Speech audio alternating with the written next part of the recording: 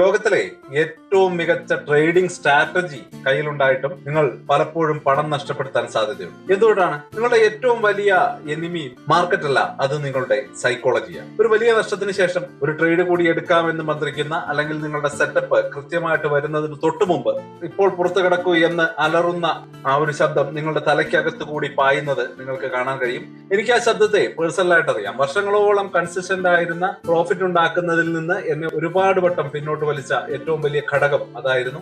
ഒരു ഭയത്തിന്റെയും അത്യാഗ്രഹത്തിന്റെയും ഈഗോയുടെയും ഒക്കെ ഒരു ശബ്ദമാണത്.